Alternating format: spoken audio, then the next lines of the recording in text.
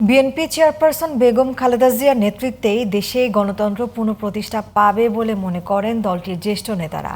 দুপুরে নয়াপল্টনের কেন্দ্রীয় কার্যালয়ে খালেদা জিয়ার জন্মবার্ষিকীর অনুষ্ঠানে দলটির স্থায়ী কমিটির সদস্য গয়েশ্বরচন্দ্র রায় অভিযোগ করেন, আগামী জাতীয় নির্বাচন বানচালের নানা ফাঁদ পাতা হচ্ছে। এছাড়া কারাগারে যারা খালেদা জিয়াকে নির্যাতন করেছেন তাদের বিচার দাবি করেন স্থায়ী কমিটির আরেক সদস্য মির্জা আব্বাস। বিস্তারিত জানাচ্ছেন মনিরুজ্জামান।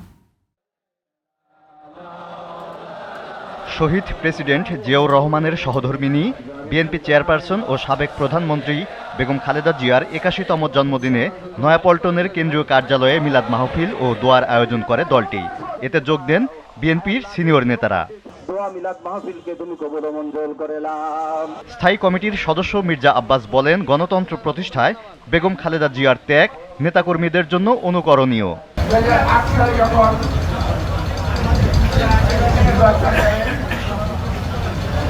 আমি আমার সবার অনেকে গিয়েছিলাম, আমরা অনেক একটা পত্র দিয়েছিলাম যে আপনি দয়া করে নির্বাচনে যাবেন না, সংঘাতের কারণে এবং বিশেষ একটা রাজনৈতিক দলের চাপের কারণে ওই দিন নির্বাচনে যেতে বাধ্য হয়েছিল।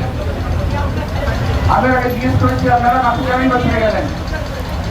বলে আমি যদি নির্বাচনে না যেতাম তোমাদেরকে বের করা সম্ভব হতো না।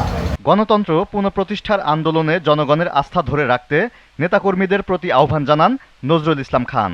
যদি আমরা দেশকে ভালোবাসি, শহীদ জিয়াকে ভালোবাসি, তারেক রহমানকে ভালোবাসি, তাহলে আমরা জনগণের মন জয় করার চেষ্টা করব। এমন কিছু করবো না যাতে জনগণ অসন্তুষ্ট হয় আর জনগণ।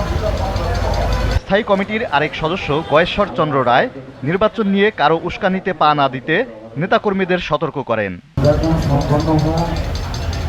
ভোটের গণনা, ভোটের ফলাফল গণনার আগ পর্যন্ত জাতির কাছে একটা সংশয় আছে। ঐক্যবদ্ধভাবে সকল ষড়যন্ত্র মোকাবেলা করতে সবার প্রতি আহ্বান জানান বিএনপি নেতারা। মনিরুজ্জামান, জি টিভি নিউজ, ঢাকা।